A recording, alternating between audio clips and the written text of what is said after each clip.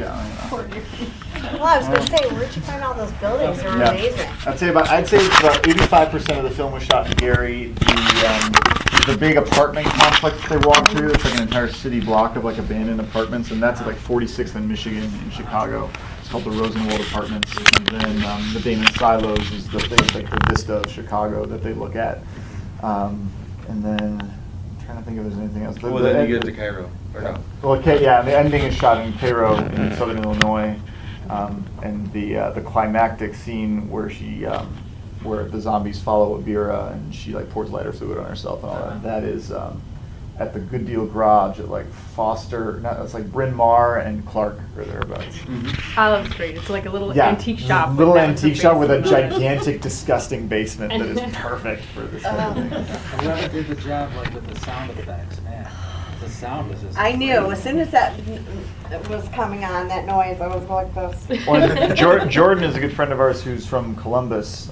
So the cool thing about this is like we sort of worked remotely across several different places. So we were able to send him cuts. He would send us back, over the cloud. Would send us sound mixes and stuff like that. But he and Darren Callahan, the composer, and I had sort of this idea of this soundscape that would go under the film as like a memory of what the world was like beforehand. So when you like hear things that are happening as Abir is telling the story or as she's relating how the infection started, you're hearing the sound effects of what happens. But it's like, and even like the music that they hear, that you hear in the film is like a copy of a copy of a copy.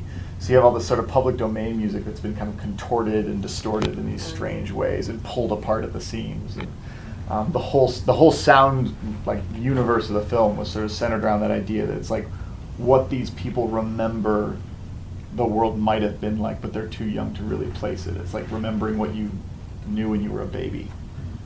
Now, you never said in the movie who bombed it. Yeah, that was very, very purposeful. I was wondering. Okay. Well, it's funny. Naming every place. Ben and I get into arguments about this actually because he and I have completely conflicting viewpoints of what happened, which I like because I feel like that's kind of the fun of it. Is you're supposed to not really know. I almost blurted out, "Who did it?" So, oh my god. And the male actor is really good. Oh.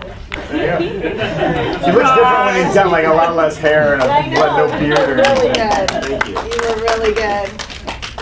So were you, but I'm just saying. I didn't think he was here, so I said it. Well, we have both. I know. I didn't think you were here, so I said, oh. You were really good, Cole. Yes, you were. I'll be in the car. Yes. Like overall, how much time for the production as far as like how was it months or as far as getting the whole project done? So I was telling them outside. So the first draft of the script, Ben gave the first draft to me in September of 2011, and rewrote for a little bit. And we started talking about budgeting. Maybe we're going to do a Kickstarter. And then in August of 2012, we did the Kickstarter and raised all the money through that. And we raised about $35,000 through Kickstarter. And then we filmed in the winter of 2013, so like January, February of 2013. Edited for three and a half. three and a half weeks or so, and then a couple of pickup days for the final scenes, which we had to go back and shoot because we had to cancel a half day of shooting because there were gunshots because it's Gary, And then It's not because it's Gary. Not because it's Gary. No, of course. Gary was. I actually thought it was either Detroit or Didn't Gary. realize existed. There wasn't any criminal activity. Yeah, no, of course not. Like, let's And not paint everyone that in picture. Gary was actually very Yeah, everyone we nice. came across, So and whatever complaining. Gary actually does have a film office. It's only a couple of people, but the person who gave us access to all the locations, Ben Clement, is an extraordinary man. Super generous. Came back and checked on us a bunch of times throughout the production, and it was amazing. But anyway, so You see these locations on the things too. You know that new show Sense8. Yeah. They're in that Netflix. church. They shoot in the Oh, church nice. in that I was like, show, the oh, that looks Wachowski familiar. I've siblings. been there. No, it's incredible. But yeah, so we shot for about 3.5 weeks, and then edited for about a year and change, premiered in April, and we've been on the festival circuit since April 2014. Oh, wow. So So who is your I don't even know what they're called, but the people that do the locations? I was all, I You mean, guys. mostly Ben, honestly. I mean, I came in later on, but he wrote so much of the film with those locations kind of in mind. We knew the church was there, the screw and bolt factory, the old post office, a bunch of hospital. stuff, the hospital, but all of this stuff. I mean, Ben likes to just go around and photograph abandoned places. He tells the story. He's not here, so I'll tell the story for him. But he wrote this film for a girl, basically. Oh, no. He was driving with his girlfriend at the time through Harvey, and the mall where they shot the Blues Brothers is in Harvey, which is of course totally abandoned.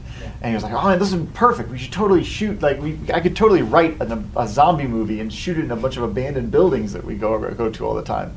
And then they demolished the mall later on, but he started writing the script anyway. And as he likes to say, the relationship didn't work out, but the movie did. So.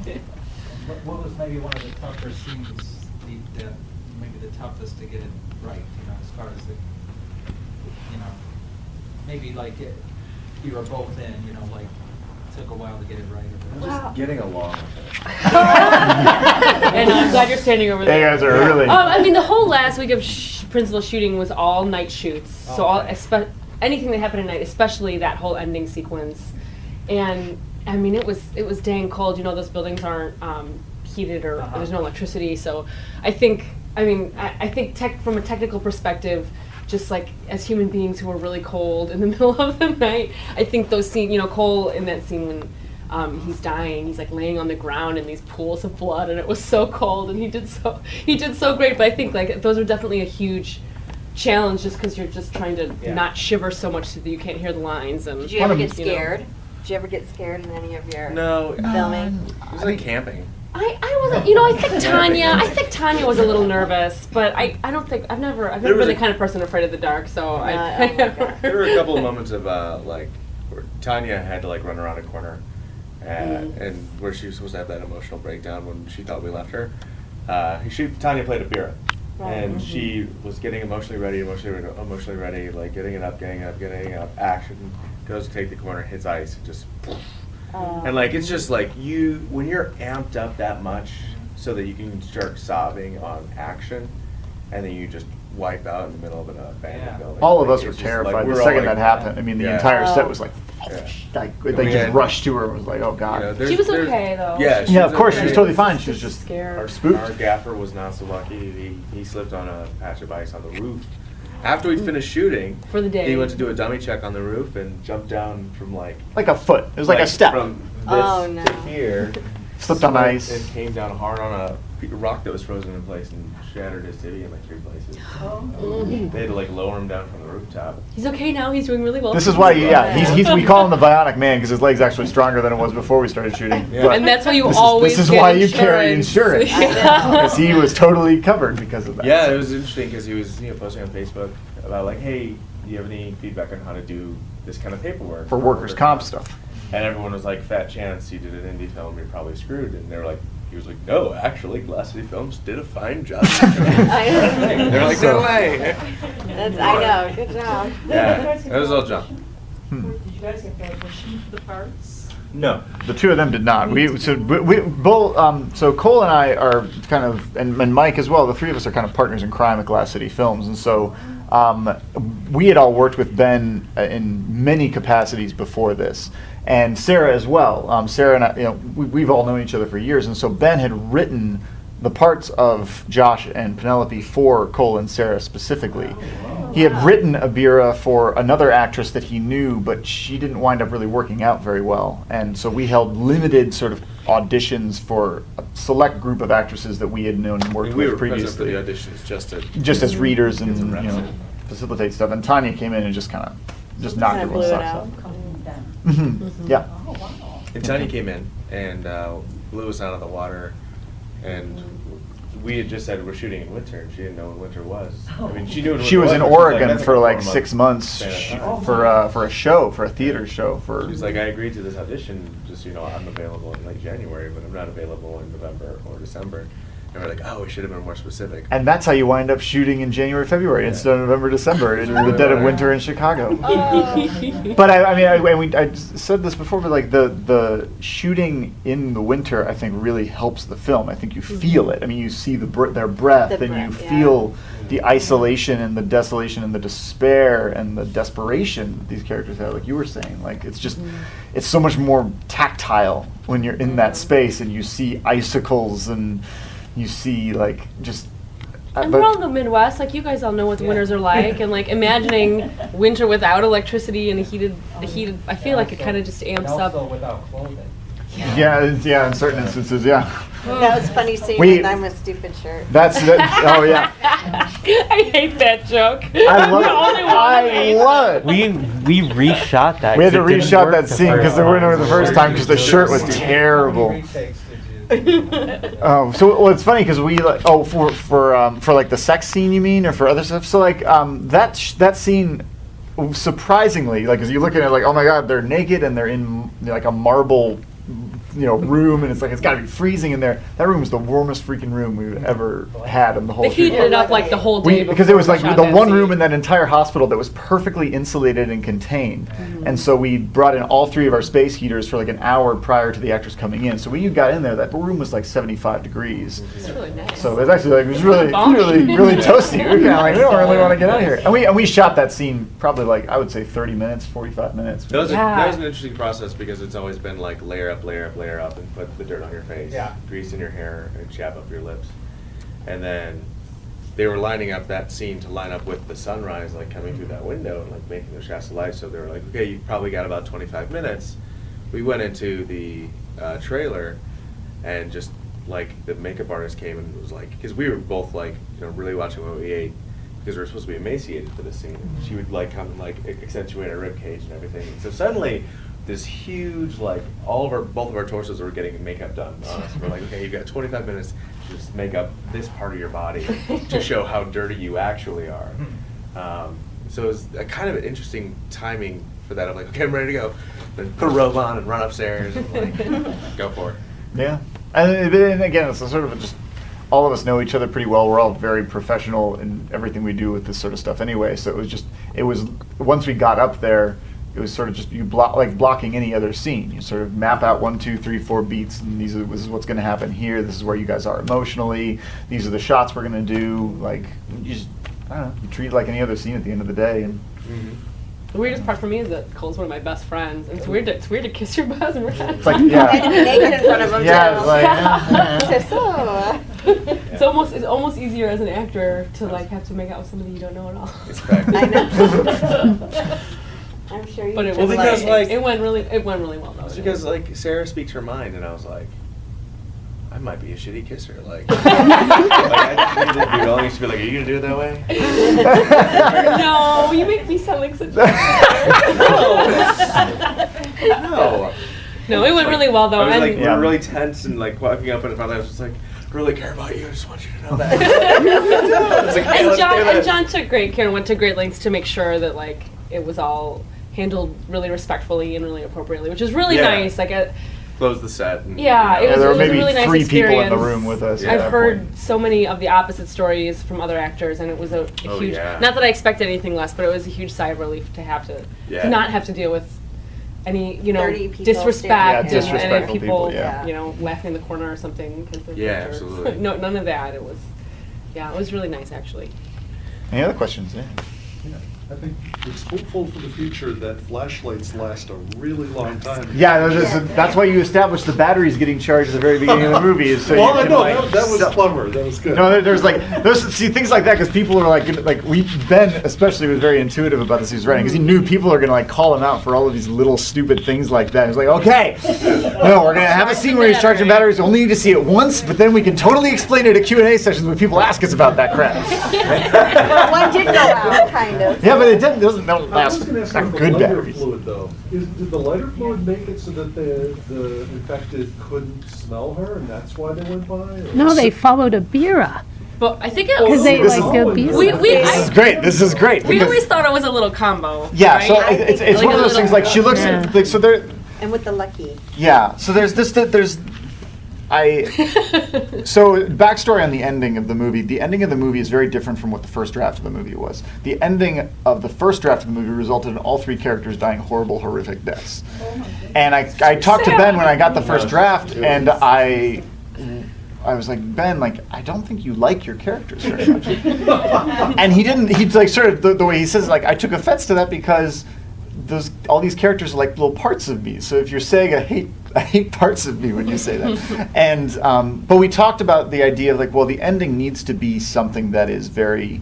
I don't want to say hopeful. I mean, it is hopeful to some degree, but it's got to leave enough in the audience's mind that they can continue the story after the film ends in their mind. If all three of the characters die, then there's nothing left for the audience to think about at the end of that, in my mind. It was a great ending. And so with that, like when you bring up like why did the zombies go, the infected go and follow Abira? Was it because of the lighter fluid? Was there some sort of, I don't know, like fated kind of?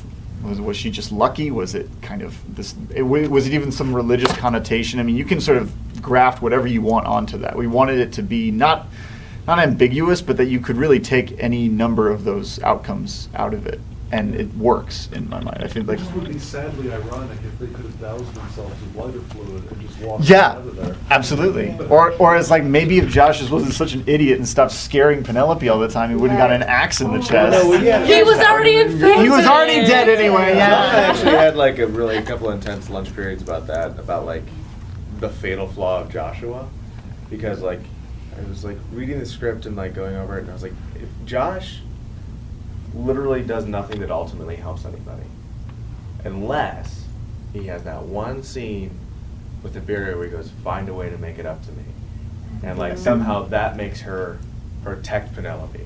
For the one Otherwise, bit that there's- she can. Structurally, Yeah. there's like Josh doesn't, like nothing Josh does Right. like puts into effect anything that helps anyone. If he had listened to Penelope. Exactly. No, it's true. It's true. Like there's a lot of things that Josh does that like only put you in danger. Yeah, but when you know You when you know? think about it for the ending though, like they never.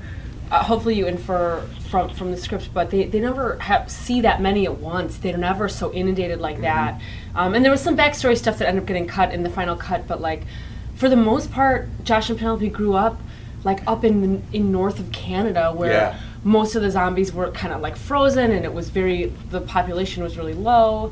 So they didn't like spend their days like trying to evade massive groups of zombies. They didn't really see very many except for one or two stragglers at a time. So this situation in the movie is kind of it's a unique and incredibly terrifying one, unusual yeah. for them, where all of a sudden they're in this situation, and when you think about it, when all the networks go down and when the world kind of collapses, even if somebody figured out that they could squirt themselves with lighter fluid, there was no communication anymore, and all you have is all Abira's got is these rumors and things her dad heard, but nobody really knows, and so all you have is these bits and pieces, and the communication grid is gone. So there's not really a way It's to not know. as the survival zombie handbook. But I don't think people that pass Josh and around. Penelope were stupid and like never. I don't think they could have walked out doused in lighter fluid and made it through. I think it was kind of this Oh, like no. fatal. Very Yeah. Tremors. Well, the ending was really well written because it's hope. Mhm. She's pregnant, never could get, Yeah. full term, and then here she is. But is she by herself? Does she ever find anyone? There's so many. Yeah, is she different gonna have to things that- deliver this baby on her I own? know. Like, Yeah. just to think about all of those things that, like, you look at. I mean, that's I think my favorite thing about the script and what sort of drew me to the script is just the arc of Penelope's character, where she starts at the beginning of this movie is sort of this. I don't say childish or naive, but there is elements of that innocence that's still there of her looking at marbles and going, "Wow, that's amazing!" Like to see that sort of stuff. And by the end of the movie, she's become this fully formed, independent, very strong woman. Not to say that she wasn't strong before, given everything that she's been through, but to really see her grow out of Josh's shadow. That's always been huge for me. Is like Ben didn't paint Josh as like this perfect alpha male. Like he's flawed in a lot of ways. He's still a really good man, but like he was never able to like teach Penelope how to read. But as soon as he was gone, she taught herself to read with that book. Yeah, Vera gave, Right, yeah. I know, but like she was on her own, and she was able to like teach herself to read within 9 months. Like to me, like that's an awesome like we're seeing that like you found a way. Like humanity finds a way. I'm Jeff Goldblum. Life finds Life a way. finds a Life way. finds a way. Do you have any projects coming up now? So Glass City Films right now, we have maybe 2 or 3 festivals left on our docket, and then we're kind of done with the festival circuit. For Chrysalis. Yeah, for Chrysalis. We have distribution through both an international distributor and a domestic distributor. The funny story behind that is that you can find it on Amazon and Best Buy and Target and everywhere else. They have retitled the film Battle Apocalypse.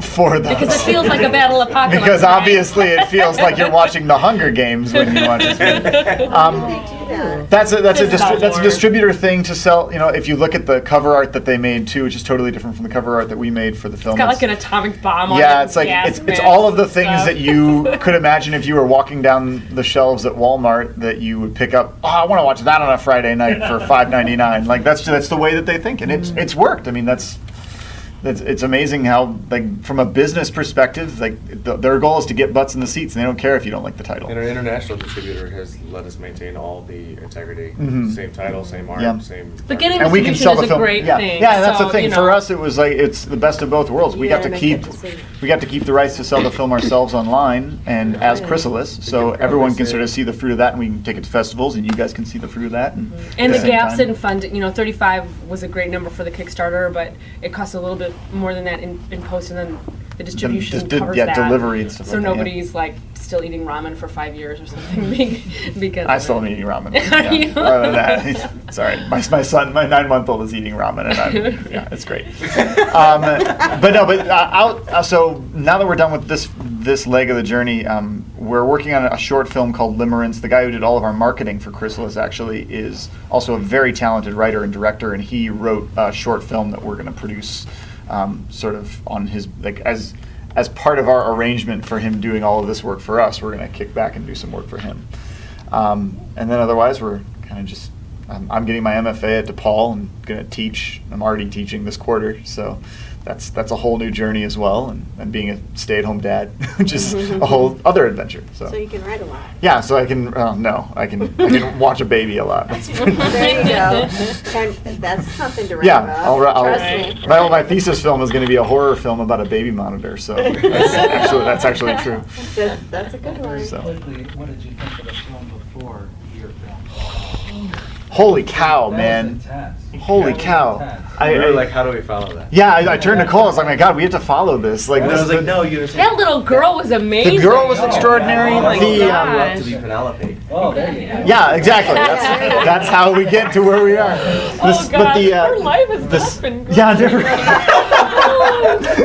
the cinematography in that movie too was just So good. extraordinary. I mean, I was floored by how visually just effective the whole movie was, and how sparse the dialogue was. I mean, for really the second half of the movie, I mean, she's not like that was an extraordinary film. I actually want to seek them out and kind of just tell them that was an incredible film. And then It's all around good double feature today. Yeah, I thought that was you were Karen, you were telling me that outside. Yeah, That's a yeah. great. That's just a great way to put those two movies together. So, what I got out of that at least was I don't know. This is the second time we're going to bring up Sense8, but there's a scene in Sense8 that is very like sort of about sort of the birth of all of these people who have these extraordinary abilities, and the way they interweave all of them, and it's this very joyful and exuberant montage of things going on. To me, it felt like that. It felt very much, I mean, in a way, and this is why it was, I think, such a good double feature for Chrysalis, because the whole idea of Chrysalis is this rebirth of the world. And when the world is reborn, will it be reborn with or without humans? And will that be a good thing or a bad thing? And to me, that was very much what the premise and the sort of the theme that got us to that ending in Sweetheart was about too. It was about the rebirth of humanity, but with children instead of with adults who have corrupted it. That's what I That's what I a got. very like pretentious way. That's what I got out of it. But I felt like that was what I think really made the ending click for me. But on a plot level, made no sense.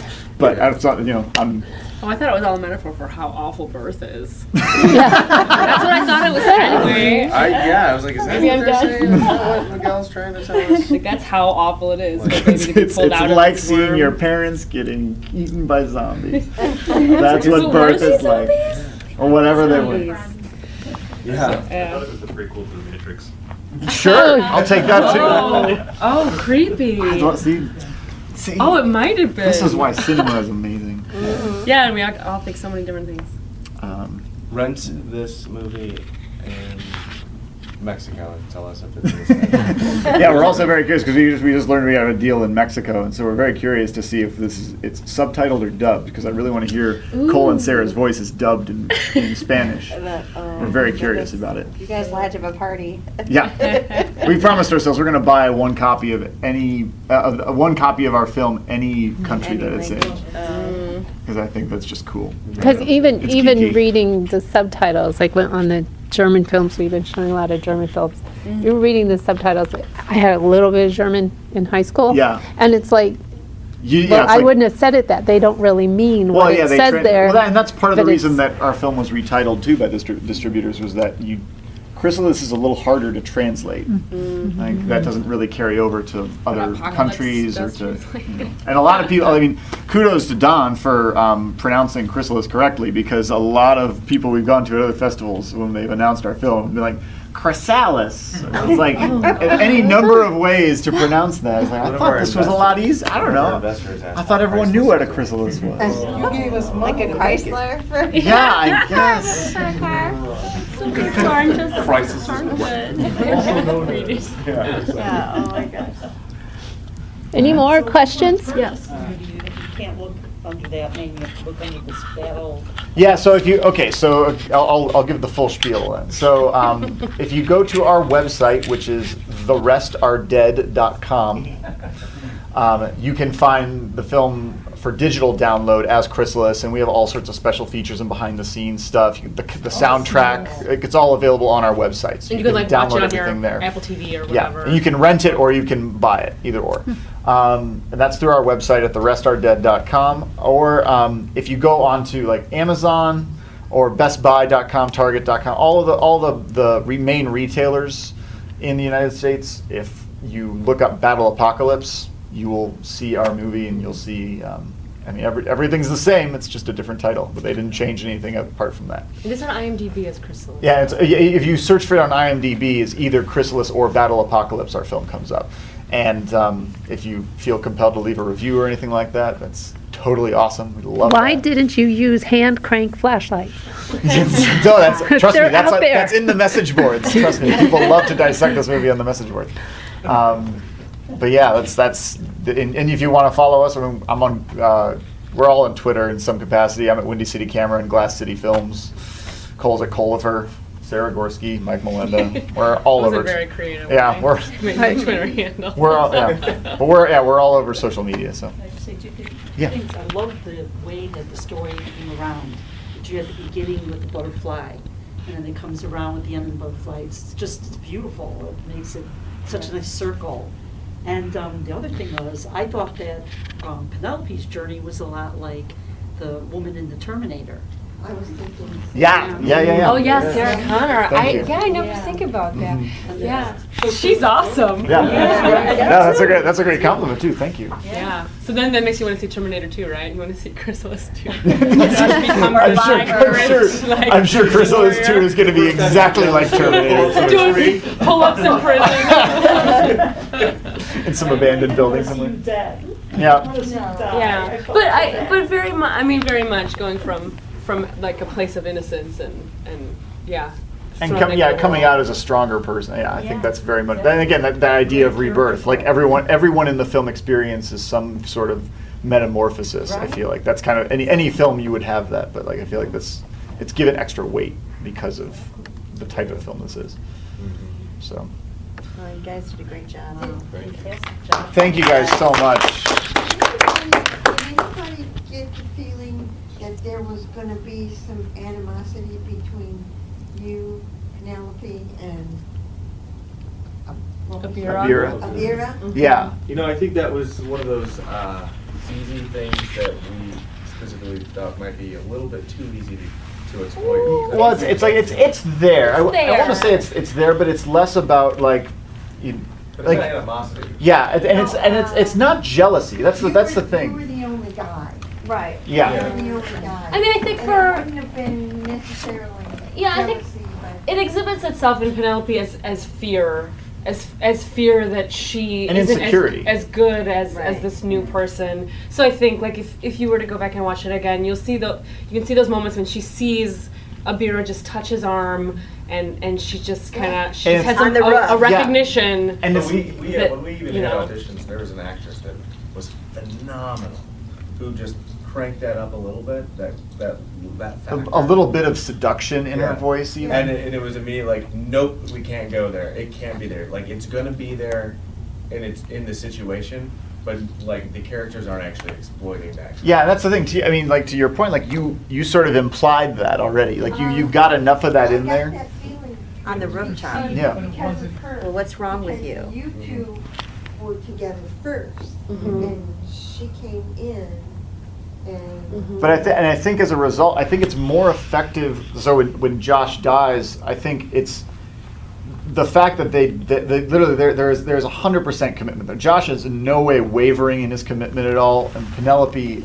is more. It's more like she says. It's more the insecurity of like what she, am I good enough for you at this point? Like I see somebody who is more effective at everything that she does. She actually sacrificed her life for Devera, although it turned out the other way. Yeah. Yeah, well, and when you think about it, I know that time seems to fly sometimes in the movie, but she still like had a miscarriage 3 days before Josh died, and she's in this really vulnerable place of feeling like her body's betrayed her and that something is the matter with her. Even though Josh tries to reassure her that, I think like as a woman, that's just no matter what circumstance and what universe you live in, that's not an easy event to go through. And then coupled with that, and Abira coming in kind of right after that, and her being weak, and Abira even asks Josh, "What do we do if Penelope never gets better?" And Josh is, he's solid, he's a good dude, but she asked that question, and implying that in a world where somebody is sicker or weaker, do we leave them behind? Usually, probably,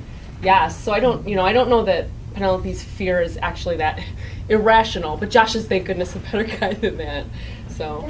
that was the feeling that was going through my mind until you and her sat and talked together.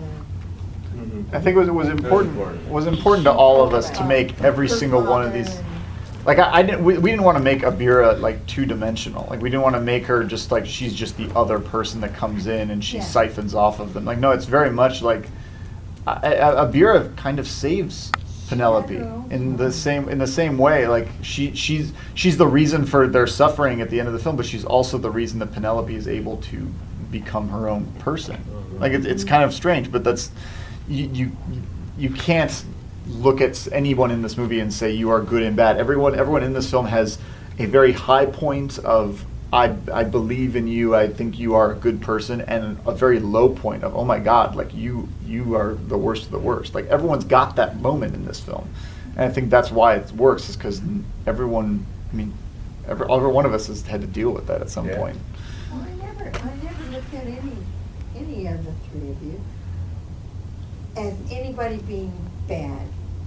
She was just an element that came in, and she had a different backstory, and it was just, something that happens in movies when there's a train. I think the characters had so much meat and so much Yeah. texture.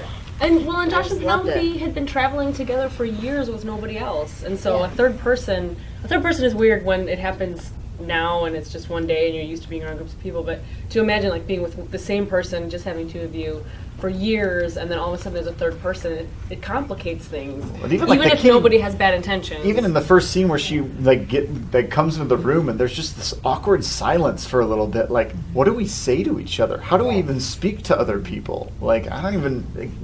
That's having so much contact with just the two of you, and then a third person comes in.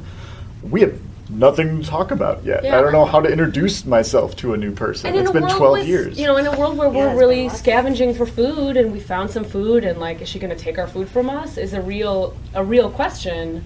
I think everybody has the fears, but they all come from a place of not hatred, just of survival of how do we make it through.